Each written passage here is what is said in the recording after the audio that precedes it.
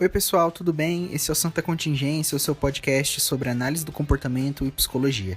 Eu me chamo Guilherme, sou psicólogo analista do comportamento, sou criador do GEAC-PP e trabalho como psicólogo clínico aqui em Presidente Prudente. Olá pessoal, meu nome é Milena, eu sou acompanhante terapêutica, consultora organizacional e também uma das criadoras do GEAC-PP.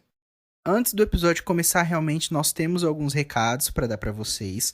O primeiro recado é que no dia 11 de abril, nós do GEAC-PP, junto com o pessoal do AC Acadêmico de Londrina, vamos estar trazendo para Prudente o curso de Gestão de Carreira para Psicólogos. É um curso que vai falar sobre desenvolvimento de carreira, marketing pessoal, networking, finanças, gestão de tempo. Então, se você mora aqui em Presidente Prudente ou na região e se interessa por esses temas, quer dar uma guinada na sua vida profissional, quer entender um pouquinho como essas questões afetam a nossa vida profissional, esse curso é para você. É só entrar no nosso Instagram, @geacpp, o link para inscrição tá lá na nossa bio e no nosso Instagram tem todas as informações sobre o evento. E o nosso segundo recado é que nós vamos abrir uma turma do GEAC online. Nós recebemos pedidos para fazer um ambiente online do GEAC, acho que desde quando o GEAC teve início, e a gente finalmente sentou, organizou a proposta e nós vamos abrir uma turma online do GEAC. Se você se interessa em participar do nosso grupo de estudo e não pode estar aqui presencialmente conosco, após o carnaval a gente vai estar liberando um formulário de interesse. Esse formulário nós vamos estar mapeando os dias e horários comuns para todo mundo. E lá nesse formulário a gente vai estar explicando um pouquinho da proposta do GEAC, o nosso cronograma. A gente vai transpor o que a gente vem fazendo com os outros grupos para esse grupo online. E aí quem tiver interesse vai entrar nessa turma online conosco. A gente está muito feliz e muito animado de estar fazendo isso. Pessoal, estamos muito felizes com a procura de vocês pelo GEAC. Acreditamos que aqui o Santa Contingência já é uma maneira da gente disseminar um pouquinho do que a gente já produz no GEAC, mas agora com esse grupo online vai ser muito legal poder partilhar um pouquinho mais com vocês. E agora então vamos começar o nosso episódio propriamente dito. Como vocês devem ter percebido pelo título do nosso episódio, hoje estaremos falando sobre política e análise do comportamento, claro. Sim, nós vamos entrar em terreno perigoso, em terreno pantanoso. De antemão, a gente já quer dizer que se você não concorda com o que a gente vai falar daqui pra frente, vamos abrir um caminho de diálogo, vamos conversar sobre, vamos discutir ideias, tudo na base do respeito e da educação. A gente vai estar falando aqui, obviamente, sobre a nossa visão de política, sobre o que nós acreditamos que a política deve embarcar e como a análise do comportamento entra nisso tudo. Então, se caso você não concorda, caso você se sinta ofendido em relação à sua posição política, por favor, nos contate para que a gente possa conversar e ou melhorar o nosso posicionamento ou repensar algumas coisas que a gente disse. Tudo bem? Só completando o que o Guilherme está dizendo, nós estamos numa rede democratizadora, então vamos agir com decência na relação com o próximo. Nós acreditamos que a primeira definição que deve ser trazida para esse episódio é a definição de democracia. E etimologicamente o termo democracia é a combinação de demos, que é povo, e kratos, que é governo. Ou seja, em tradução literal, o significado é bem simples, que é governo do povo. Tecnicamente, o Brasil está num governo democrático. Tecnicamente, né? Talvez nós vivemos uma democracia velada de outros sistemas, mas a nossa definição é essa. Pensando numa construção teórica a partir dos diálogos que a gente já propõe aqui dentro do podcast, partindo do nosso último episódio, que foi um episódio de análise do filme do Coringa, um episódio extra, fica mais do que evidenciado a necessidade de falar de política. Nós acabamos aquele episódio dizendo sobre diversos contextos sociais e políticos que interviram na formação ou no surgimento de determinados comportamentos, grupos de comportamentos que determinam o sujeito coringa. Por isso a gente se propõe hoje a dialogar, a falar um pouquinho sobre a política. Acho que fica mais do que claro que na análise do comportamento, ou melhor, no behaviorismo radical, a filosofia dessa ciência, muito se tem, muito se fala, muito se produz e muito se analisa sobre o contexto social e político a qual o indivíduo está imerso. Se a gente fala e ouve usualmente a palavra controle e seus diversos ramos, se devem ao que o behaviorismo radical propõe. Skinner sofreu muito com algumas críticas, algumas não, várias críticas relacionadas ao behaviorismo e algumas delas relacionadas ao papel político dessa teoria. Algumas pessoas acusavam o behaviorismo skinneriano de ser reacionário, antidemocrático e incapaz de lidar com valores. E o Skinner trouxe uma nova questão e uma nova visão ética para o movimento social e político dentro do behaviorismo, e uma das coisas que ele mais criticava era que a noção tradicional de ética, ela recorria a causas internas para explicar o que acontecia dentro desse comportamento moral. Ou seja, para o Skinner, isso tinha consequências sociais gravíssimas e acabava por perpetuar a desigualdade social. Então, Skinner sempre trouxe uma visão de comportamento moral baseado na seleção pelas consequências. E tirando de dentro do indivíduo essas causas internas, porque o único jeito da gente mudar a nossa política, de mudar questões sociais, é mudando o nosso contexto, mudando o nosso ambiente e não mudando o indivíduo. Colocar a culpa da desigualdade social dentro do indivíduo é perpetuar para que a desigualdade social continue do jeito que está. Eu acho que um outro aspecto muito importante da análise do comportamento, ou melhor, como sempre, o behaviorismo radical, é entender que nenhum indivíduo por si só determina o que ele produz, o que ele será, ou seja, ele é produto do meio no qual ele está contido. Então, ninguém nasce bom, ruim, mal, ninguém nasce determinado. Aí uma coisa importante que eu estava pontuando a princípio é diferenciar coerção de controle. O meio exerce um controle sobre nós, assim como nós exercemos controle sobre o meio. Porém, isso não deve e não precisa ser feito por meio de coerção. E aqui cabe a gente separar. A gente vive num mundo coercitivo, punitivo, por diversos aspectos. A gente é limitado em diversos aspectos da nossa cultura e sociedade. Mas isso não se deve ao controle que o meio produz em nós, e sim pelo contexto que foi estruturado dessa forma.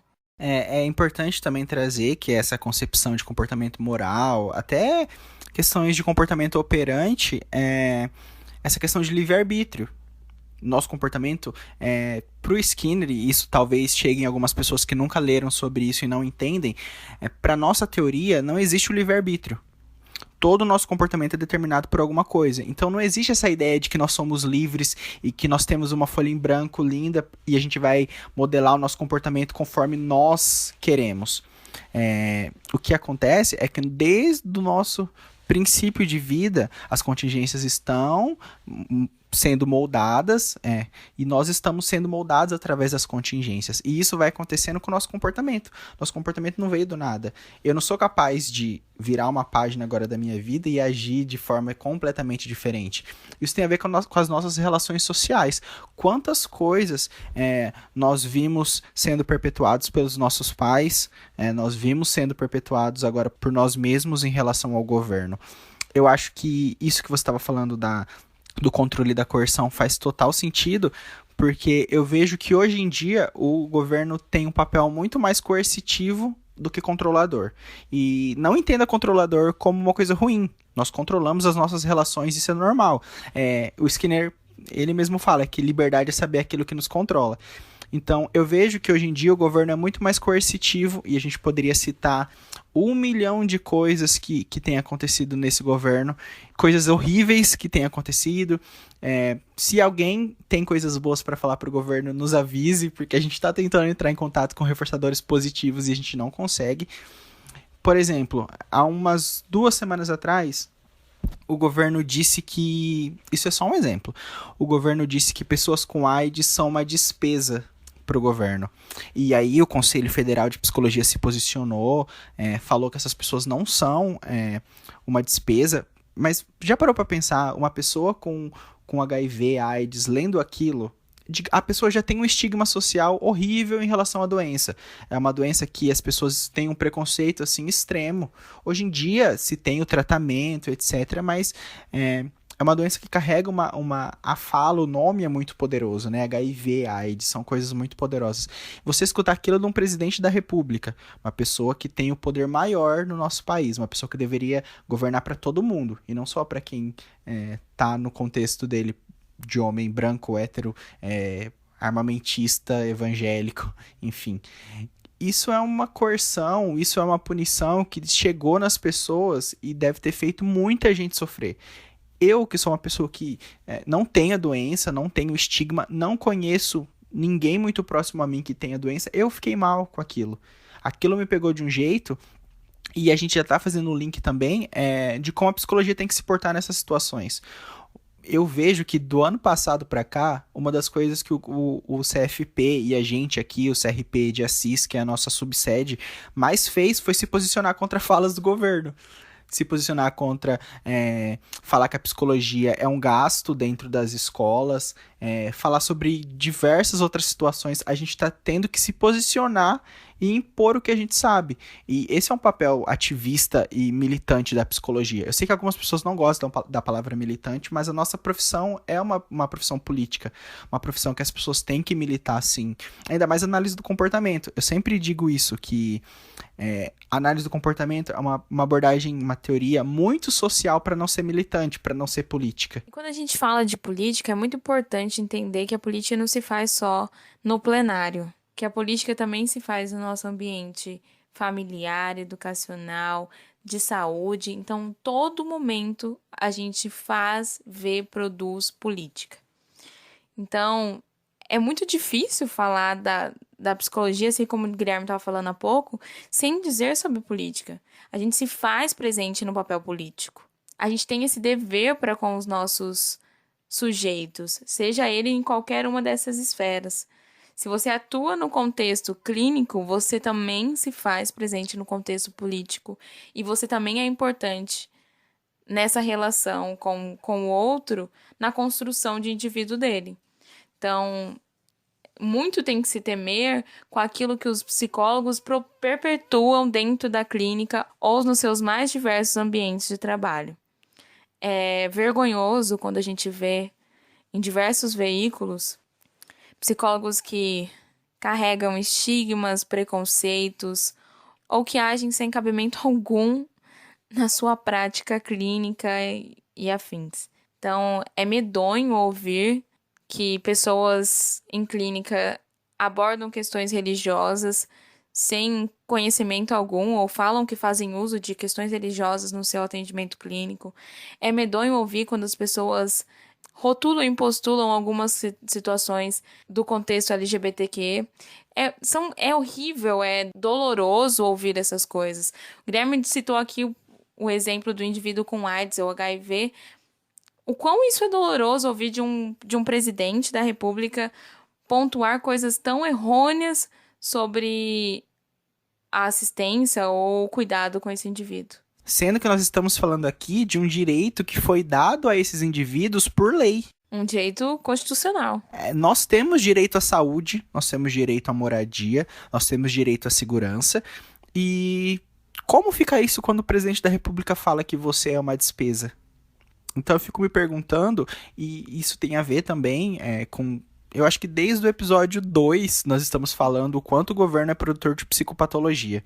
Eu acho que cabe uma reflexão para nós profissionais entender essas falas do nosso queridíssimo e digníssimo presidente e que a gente saiba lidar com elas e com as consequências que advêm disso. Por exemplo, tem um artigo, eu não vou lembrar o nome da pessoa que escreveu, mas ele escreveu para o The New York Times. Inclusive, é até uma indicação para quem quiser, falando por que psicoterapeutas devem falar sobre política. É um artigo que fala basicamente sobre como as queixas advindas das nossas relações sociais, por exemplo, queixas de trabalho, queixas do governo, queixas de relações mais específicas com o nosso ambiente físico e social, chegam na clínica e como a gente não pode fechar os olhos para coisas importantes como relações trabalhistas, emprego, desemprego. A gente está falando aqui de algumas pessoas que têm o privilégio de ir para os seus trabalhos de carro, com seus automóveis, de moto, mas como essas questões sociais de alguém que tem que pegar o ônibus todo dia, um ônibus lotado, mora numa parte longe da cidade, o quanto disso reflete um sintoma da nossa sociedade e como disso vai chegar na nossa clínica. E como falar sobre política e não atribuir a culpa disso na pessoa é uma grande ferramenta dentro do processo psicoterapêutico. Falando um pouco da minha prática clínica, eu já discuti questões políticas e questões de governo diversas vezes dentro da clínica. E isso sempre foi muito benéfico. Sempre. Além do paciente se ligar com você numa questão de empatia mesmo, você tá dando um espaço para que ele fale das coisas que o afligem. Por exemplo, em 2018, vários pacientes vinham com questões, com queixas em relação à política. E aí você tem que escutá-lo, tem que ser empático, tem que ter audiência não punitiva, mas você também pode dar o feedback sobre aquilo. Falando sobre a FAP, a gente está falando também de autorrevelação. É uma ferramenta que nos ajuda a se ligar ainda mais com o paciente.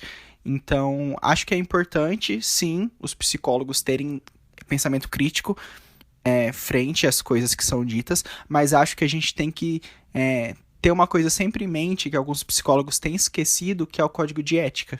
Eu acho que agora, só voltando um pouquinho, pra gente fechar um pouquinho dessa discussão acalorada, para entrar propriamente dito nos nossos veículos, como código de ética, direitos humanos. Mas uma coisa importante da gente entender, quando a gente fala do papel do psicólogo voltado para as questões políticas, não significa que um indivíduo que nunca teve contato com repertórios de manifestações, de discussão ou de um diálogo mais acalorado, mais físico da questão política, que ele tenha que sair de uma hora para outra para realizar um comportamento como esse. Gente, nós somos analistas do comportamento. A gente sabe que um comportamento não se instala de uma hora para outra. Que ele depende de reforçadores e ele depende de um contexto que propicie para. Estamos falando aqui de uma formação acadêmica. Se você que está ouvindo é um psicólogo ou nas suas mais diversas áreas, se você é um médico, eu acredito que isso cabe a qualquer área, qualquer atuação.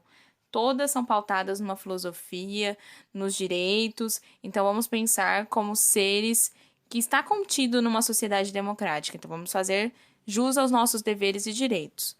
Então, cabe a nós informar um indivíduo que está desinformado. Quantos indivíduos nos procuram perguntando de veículos sociais, de direitos, e a gente resguarda isso para nós e não perpetua? Você sabe de indivíduos que, sei lá, estão passando uma situação...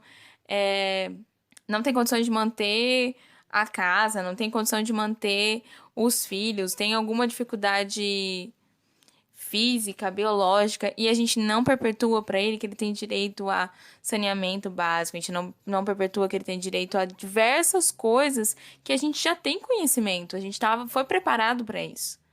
E isso sim é agir contra tudo que a gente aprendeu, inclusive contra algumas coisas pontuadas nos nossos códigos de ética. Eu acho que também entra uma questão que isso pode ser... espero que não soe errado para algumas pessoas, mas a psicologia, infelizmente, é elitista. Nós estamos num contexto onde o salário mínimo atualmente está em torno de R$ 1.045. Pesquisando a tabela de honorários que o CRP oferece, lá eles indicam que o valor mínimo de uma psicoterapia individual tem que ser R$ 160,50. Se nós pegarmos esse valor, multiplicar por 4, digamos que a gente está falando de 4 sessões no mês, 4 ou 5, mas vamos deixar 4. Isso dá R$ 642 por mês. Isso é mais de 50% de um salário de um trabalhador, ou de um pai de família, ou de uma mãe de família. Então, será que a gente está exigindo muito que as pessoas... eu vejo muito um discurso assim, faça terapia. Você tem que fazer terapia. Terapia é a única salvação para todo mundo. Mas será que R$ 642 é acessível para que as pessoas tenham acesso a um serviço de saúde mental? Eu não quero que as pessoas entendam que eu estou dizendo que a gente deve cobrar R$50 a sessão. Não acho que é isso a solução. Numa utopia de vida, o salário deveria ser maior, as coisas deveriam ter outros valores, enfim, não estamos falando disso. Nós, psicólogos, nós temos que criar estratégias para que a psicologia seja mais efetiva e seja mais acessível. Eu lembro de uma situação onde eu fui fazer... Eu era estagiário do hospital aqui da minha cidade, e a gente foi fazer uma ação filantrópica do hospital, que tinha um cunho meio religioso em si, envolvido. E nós fomos um bairro novo aqui da cidade, num bairro até meio carente, etc., com famílias que ganharam as casas em um programa do governo anterior. E, assim, nós fomos como um setor da psicologia, nós ouvimos, acolhemos as pessoas e, com os casos, assim, ditos mais graves, nós encaminhamos para a clínica escola da universidade onde a gente se formou. E todo mundo que sentou ali, nós ficamos lá das 8 da manhã às 4 da tarde. Todo mundo que sentou ali tinha uma demanda psicológica grave. E eu digo grave porque eram pessoas que estavam com seus direitos sendo violados por diversas situações, pessoas que estavam entrando em depressão, pessoas que já tinham depressão, mães que estavam perdendo o filho por violência policial, e aqui também não quero julgar se a polícia está certa ou errada, mas a violência policial é uma coisa que a gente tem convivido ultimamente, e a gente sabe que a polícia tem... Aqui no estado de São Paulo e no estado do Rio de Janeiro, a polícia tem um alvará de atirar para matar, e ainda mais se você for negro. Se você for negro, você tem estampado na sua testa um alvo de tiro. Esses mais pobres, eles não têm acesso à psicoterapia. Então, cabe a nós, psicólogos, estudar uma forma de fazer com que essa terapia seja efetiva e seja acessível para eles. Esse é o maior desafio, eu acho. É trazer a terapia para essas questões mais sociais. Só completando o que o Guilherme estava falando, a psicologia está imersa em diversos contextos, não só o contexto clínico. E eu acho que a gente pouco produz, pouco faz e pouco fornece aos indivíduos, de repertório mesmo, aqui estou falando, nos outros contextos. Eu acho que a gente deixa muito questões profundas, que as pessoas têm costume de dizer, para questões clínicas e não trabalha isso em outros contextos. Eu não atuo em clínica há muito tempo. Atualmente estou como acompanhante terapêutica e como consultora organizacional. Vou falar um pouquinho do que eu estou mais à frente, que é das organizações. Eu, no contexto organizacional, não estou presa à ideologia daquela organização, até porque eu atuo como consultora, não atuo fixa naquele contexto. Mas eu tenho que manejar dentro desse contexto. E é muito precário as situações a quais os trabalhadores estão imersos. E eu falo isso nos diversos ramos. Eu já atuei no contexto hospitalar, dentro da organização, né, no aspecto organizacional, em contexto hospitalar, em contexto de vendas, em vários contextos. E é adoecedor a condição a qual o sujeito é colocado. Então, a gente tem que pensar, quando a gente fala de política, numa questão maior, uma questão macro. Mas também se atentando a questões cotidianas. Eu acho que a gente acha que a política deve ser feita apenas no plenário e deixa pra lá, e ninguém quer se informar, ninguém quer falar, ninguém quer discutir, ninguém quer dar cara a tapa, porque, imagine só, se eu falar sobre isso, eu vou ficar rotulada como aquilo, se eu fizer isso, eu vou ficar rotulada como aquilo, e não. A nossa profissão é para isso. Nós nos formamos para isso. Eu acho que nós, população brasileira, por muito tempo, nosso comportamento estava sendo controlado por uma regra famosíssima, que política, religião, futebol não se discute. Eu acho que isso privou diversos comportamentos até de autoconhecimento frente à política. De 8 anos para cá, a política nunca foi tão discutida quanto é hoje. Mas se antes disso nós já tivéssemos o hábito de discutir política, de saber quem está no plenário, de saber quais são as funções administrativas do executivo, do legislativo, enfim, eu acho que nós teríamos outra relação com política. Até hoje é muito aversivo para algumas pessoas discutirem política. Mas nossa existência, não só como profissional, mas como pessoa, tem se encaminhado para isso. Nós temos que discutir, mas claro, com respeito, com dignidade, etc. Eu vou deixar aqui uma ajuda para aqueles que desejam adentrar esse terreno, já que a gente disse que pode ser um pouco obscuro, mas que deve ser dito. Ainda na fase escolar, eu acho que eu estava no ensino fundamental, final do ensino fundamental, passando para o ensino médio. Eu sempre fui uma pessoa que me questionava muito em relação à política, contexto social. Não sei se por conta da minha condição familiar, os meus pais têm esse tipo de diálogo em casa. Então, eu já tinha esse viés, já era exposta a isso. E eu sempre me perguntava como saber do que era verídico ou não, ou o que para mim era importante no meu contexto. Porque quando a gente senta diante da televisão, que é a maior mídia do qual ainda as pessoas estão em contato, isso está mudando, mas ainda é a maior mídia do qual as pessoas estão em contato. Você senta num Jornal Nacional e você vai assistir o Jornal Nacional, é um contexto muito ampliado. E muitas pessoas não possuem repertório para transpor aquilo para o seu contexto.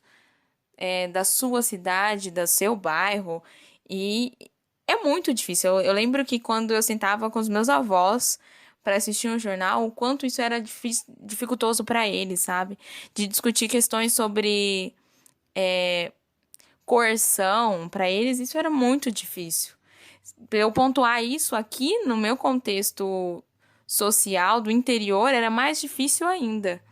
Porque para eles aqui era tudo lindo, a política funciona, a saúde é exemplar, porque eles viam contextos em que, tipo, as filas estavam quilométricas, mas eles não viam a dificuldade de um indivíduo aqui, no interior, de conseguir uma vaga, sei lá, para um contexto especial. Sabe, eu quero atendimento dermatológico. Quem, numa condição humilde, de baixa renda, vai conseguir um atendimento dermatológico se não for numa causa muito grave? Eu vejo isso que você está falando com total sentido, porque muitas vezes as pessoas entendem essas atribuições do governo como favor.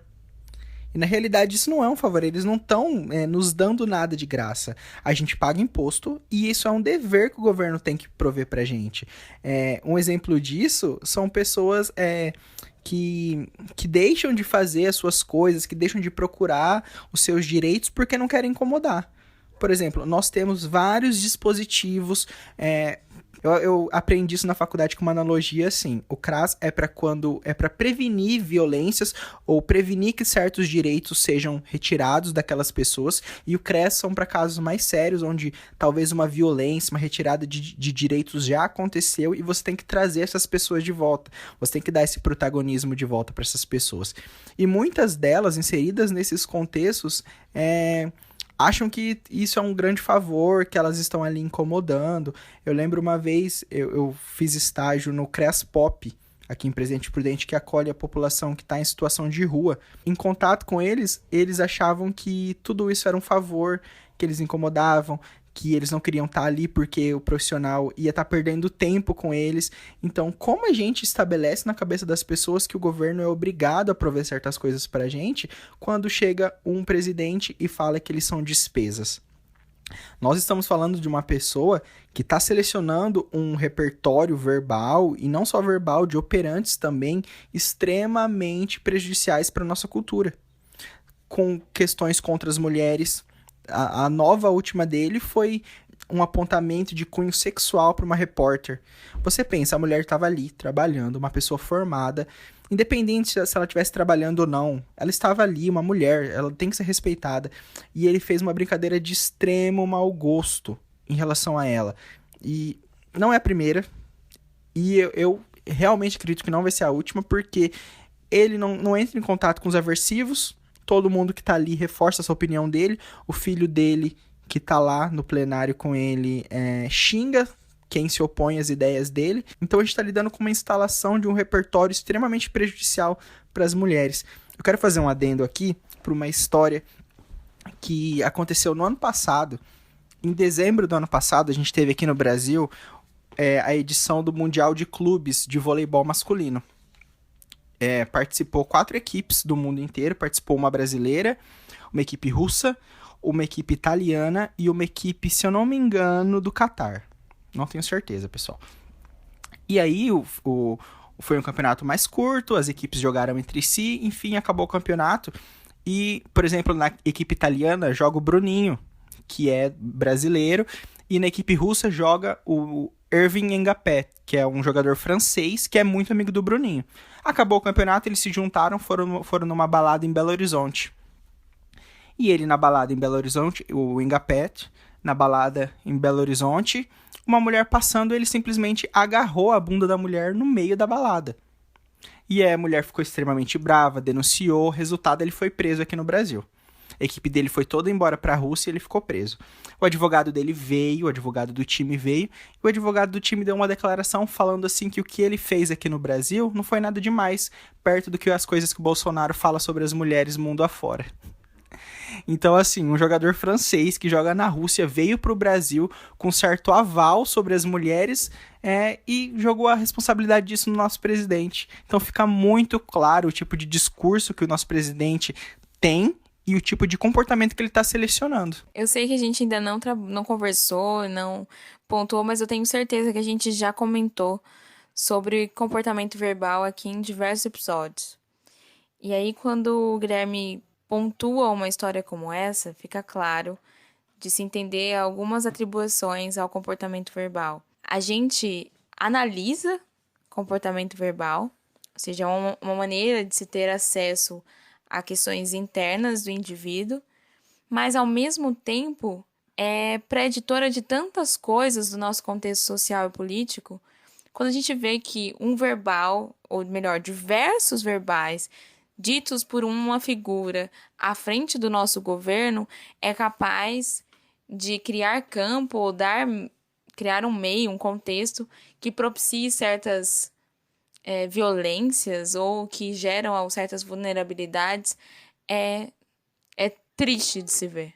Nós não queremos ficar o episódio inteiro falando mal do presidente, mas é difícil porque são práticas, são falas, são comportamentos. Se nós percebêssemos uma evolução, uma questão assim, que ele aprendesse com as coisas que ele fala, mas eu sinceramente estou falando isso de uma postura até bem pessoal. Eu não tenho esperanças frente a esse governo. O que ele tem feito com as universidades, o que ele tem dito sobre minorias que não são minorias. Se nós falarmos que as mulheres são minorias do nosso país, nós estamos mentindo. As coisas que eles falam, eu digo ele, filhos, eu fico extremamente desapontado de saber que essa pessoa é o nosso presidente. Eu concordo plenamente com você e me sinto muitas vezes parecido com você. Mas eu fico muito feliz quando você contou essa situação mais recente do nosso presidente em relação à violência praticada com uma profissional do jornalismo. Quando eu posso dialogar isso com os meus familiares ou com pessoas próximas a mim. O meu irmão tem 17 anos, ele não tem 18 anos, que seria dito pessoa já influente no contexto político e social. Mas graças à educação que tivemos, ao contexto no qual estamos imersos, ao acesso que os meus pais e nosso contexto educacional nos dão para dialogar a respeito disso, ele foi a pessoa que me pontuou essa situação, que me trouxe essa notícia, e ele foi a pessoa que estava mais incomodada com essa atitude do nosso presidente. Eu achei lindo e foi até um pouco reforçador. Acho que foi um reforçador vindo de uma questão punitiva, mas tá bom.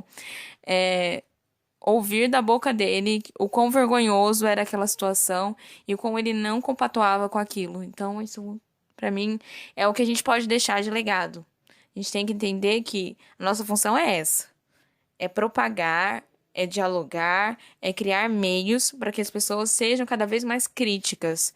Não quero aqui que a pessoa que aqui nesse momento está ouvindo esse podcast, ela venha pensar que ela tem que dialogar e pensar como o que eu idealizo. Não, cada um pode ter sua postura e pode defender o seu contexto político, social, ok. Eu quero que as pessoas saibam dialogar sobre isso sem violência e com empatia. Se você, assim como eu, não consegue lidar com alguns fanáticos em relação a esse governo, em relação a essas coisas que o nosso presidente discute, fala e propaga, não se sinta acuado a discutir. Eu acho que a gente tem que priorizar a nossa saúde mental e saber até onde vai o nosso limite. O que eu quero dizer, e que a gente disse no começo do episódio, que se você não concorda, você venha conversar com a gente, para ver o que os outros psicólogos estão pensando disso. A gente sabe que tem psicólogos que são extremamente seguidores das falas do nosso presidente, que não trabalham baseados no código de ética, mas eu quero acreditar que os nossos ouvintes não são esse tipo de profissional, porque são esses profissionais que mancham a nossa classe. Eu até quero deixar já uma outra indicação sobre os princípios fundamentais que estão no Código de Ética na página 10. Eu vou ler só o primeiro, que eu acho que é o que baseia o que a gente está falando aqui, que fala assim, ó. Primeiro, o psicólogo baseará o seu trabalho no respeito e na promoção da liberdade, da dignidade, da igualdade e da integridade do ser humano, apoiado nos valores que embasam a Declaração Universal dos Direitos Humanos. Direitos humanos, uma coisa extremamente polêmica, que o nosso presidente também tem muita opinião sobre isso, mas o nosso trabalho tem que ser baseado sim nos direitos humanos, no ECA. As pessoas também vivem falando mal sobre o ECA, mas isso são conquistas foram coisas que os nossos profissionais antepassados, pessoas do nosso passado, lutaram para conseguir esses direitos, esses marcadores. E a gente tem que apoiá-los, e a gente tem que lutar para que eles sejam respeitados. O ECA é de grande importância. As pessoas falam muito dos menores infratores que cometem atos infracionais para falar sobre o ECA, mas não sabem as diversas outras coisas que o ECA protege essas crianças. Então, assim, o ECA tem que ser respeitado, a Declaração Universal dos Direitos Humanos também deve ser respeitada. Eu acho que já partindo para o final do episódio, a gente tem que deixar muito claro que o psicólogo, nesse contexto, ele é uma pessoa que tem que facilitar a mudança da realidade dessas pessoas que estão sofrendo com a política ou estão sofrendo com a falta de políticas públicas. O Holland fala uma coisa muito importante, num texto que a gente vai deixar a referência aqui, ele fala que os ricos detêm os reforçadores e eles distribuem os reforçadores conforme eles querem. Dizer que esses causadores de problemas, essas pessoas que têm esses problemas sociais, que essa situação que eles estão é culpa deles próprios. E que uma coisa que a gente entra nesse contexto sabendo que nós não temos que mudar o indivíduo. Nós não temos que mudar a pessoa que está sofrendo por uma causa social. Nós temos que mudar essa causa social. Se a contingência não está tão adequada, se o contexto do indivíduo não está tão adequado, é essa contingência e é esse contexto que deve ser mudado.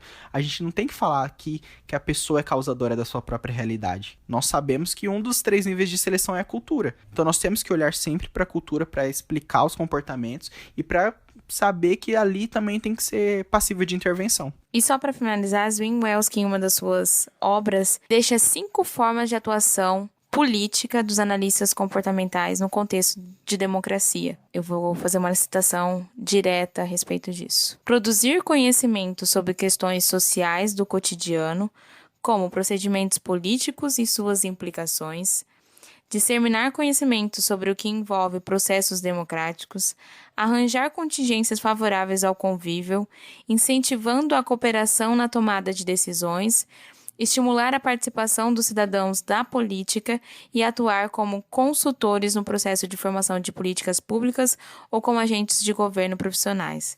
Então, eu acho que essa citação ela deixa bem claro tudo que a gente veio conversando nesse episódio. Então, qual é o papel de nós, analistas do comportamento, frente à democracia, frente ao contexto político na democracia? É esse. É lidar com questões cotidianas, é ser fonte de conhecimento político e social para os indivíduos que nos procuram, é fomentar esse anseio político nos indivíduos que nos procuram e, ao mesmo tempo, serem consultores para práticas políticas, ou seja, se a gente hoje critica a saúde, a assistência, tudo isso é porque muito provavelmente profissionais, analistas do comportamento não tiveram envolvidos nessas práticas. Então a gente tem que se fazer presente também aí. Uma das coisas mais importantes que o Skinner fez e produziu e escreveu sobre foi o planejamento da cultura. Nós, analistas do comportamento, nós temos uma ferramenta riquíssima que é essa tecnologia, esse conhecimento sobre o comportamento humano. Inclusive tem uma frase dele conhecidíssima que é que os maiores problemas do mundo só vão ser entendidos e modificados quando a gente tiver compreensão sobre o comportamento humano. A frase não é exatamente essa, mas é essa a ideia. Fica muito claro que o analista do comportamento, quando ele coloca o seu saber como ferramenta para auxiliar o senso comum na busca pela cidadania, a gente acaba se inscrevendo como uma ciência democrática e em prol da transformação da sociedade. Então esse é o nosso papel, trazer o pensamento crítico na clínica, levar os nossos clientes a pensar sobre isso, nas organizações, trazer autonomia para esses trabalhadores e em outros contextos, nos contextos sociais, é dar protagonismo e dar voz para essas pessoas. Então é impossível, e eu espero do fundo do meu coração que um profissional da psicologia não fique impassível frente a isso. Nós temos que auxiliar, nós temos que dar voz para essas pessoas, porque nós somos agentes e também transformadores da nossa própria realidade e da realidade deles, né? Porque como é conhecido por todo mundo, nós agimos sobre o mundo e nós acabamos sendo modificados por ele também. Antes da gente ir para as indicações, eu tenho uma última citação também, do mesmo texto da Carolina Laurenti, que a gente vai deixar referência, que é assim: uma análise behaviorista radical exige que o cientista se volte para o mundo concreto na busca de explicações para as ações das pessoas, o que sugere que mudar o comportamento é mudar o mundo, e não apenas as representações sobre ele. Essa concepção vincula necessariamente a análise do comportamento ao engajamento político e social, a ponto de poder-se dizer que fazer behaviorismo seria fazer mesmo que indiretamente política. Então, acho que essa frase fecha o nosso episódio e deixa muito claro que nós temos uma atuação política. E quem não enxerga isso precisa voltar um pouquinho atrás nos escritos mais clássicos e mais importantes para saber que nós estamos sim dentro desse contexto. E agora vamos partir para o nosso momento de indicações. Hoje eu vou expor aqui um pouquinho do meu repertório musical. Sou uma pessoa que adora MPB, não só pelo contexto do qual estou inserida, que é, eu sou brasileira, gosto da música brasileira. E se tem uma música que já me fez chorar, já me fez rir, já me fez cantar em alto bom tom e também em alguns momentos baixinhos, uma música que sempre mexeu comigo e que durante toda a preparação para esse podcast ficava ressoando na minha cabeça. Acho que talvez porque eu sempre atrelei ela a questões políticas, cada um faz a sua análise a respeito dessa música, mas eu sempre atrelei ela a essa questão. É a música Como Nossos Pais, do Antônio Belchior, e muito conhecida na voz da Elis Regina. O que essa música atribui a mim, ao contexto social e político, principalmente quando a gente vai analisar em contingências culturais, porque ela fala em um determinado momento que ainda somos os mesmos e vivemos como os nossos pais. Quando a gente teve a troca de governo, eu me senti exatamente nessa posição. Não em relação aos meus pais, verdadeiramente, mas talvez a contextos posteriores, entendeu? Que a gente estava retrocedendo de alguma maneira na questão social, política, no contexto humano do qual o indivíduo está inserido. Então, é uma música para deixar de reflexão, uma música para ouvir, é um estilo musical que eu gosto muito, se você também gosta. Então, é algo para se pensar. Gostaria que cada um fizesse sua análise, se quiser também depois comentar nas nossas redes, eu vou ficar muito feliz de ver o que vocês pensaram sobre. Eu tenho 2 indicações. A minha primeira indicação é até um pouco óbvia, é o documentário Democracia em Vertigem, da Petra Costa. É um documentário que foi indicado no último Oscar como melhor documentário. Infelizmente não levou o Oscar, né? Acho que por várias questões também.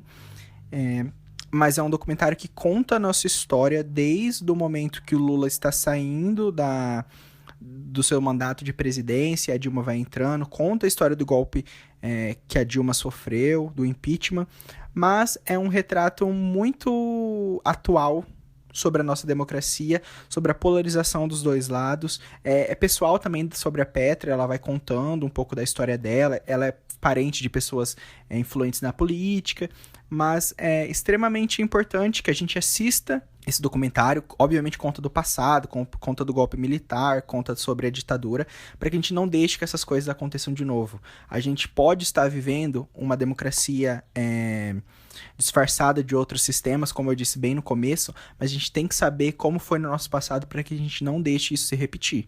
Nós somos o povo, nós temos o poder. Isso parece até um pouco...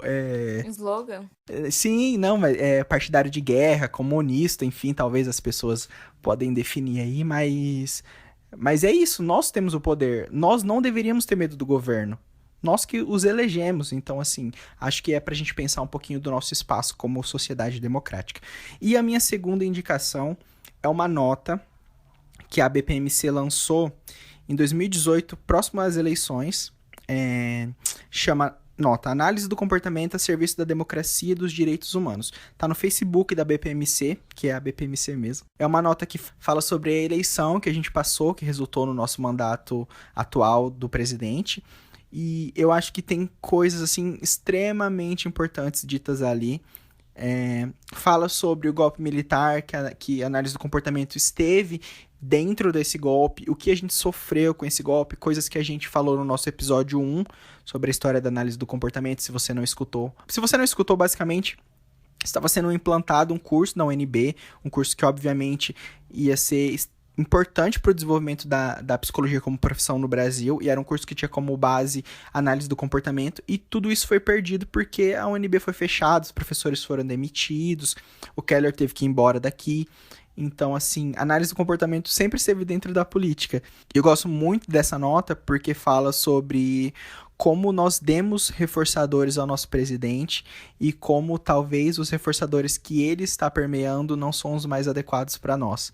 E acho incrível a BPMC ter se posicionado como uma entidade política frente à eleição. É de muito orgulho para mim fazer parte da associação e ler um posicionamento desse que condiz com o que eu acredito e condiz com o que eu quero como profissional.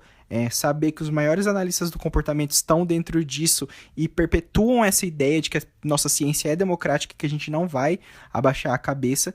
E tem uma frase da Maria Amélia Matos que nós deixamos de propósito fora do episódio 1, que ela diz, falando sobre a ditadura militar e como a psicologia se reergueu frente a isso, que a história é mais forte que os sonhos e a ciência que os quartéis.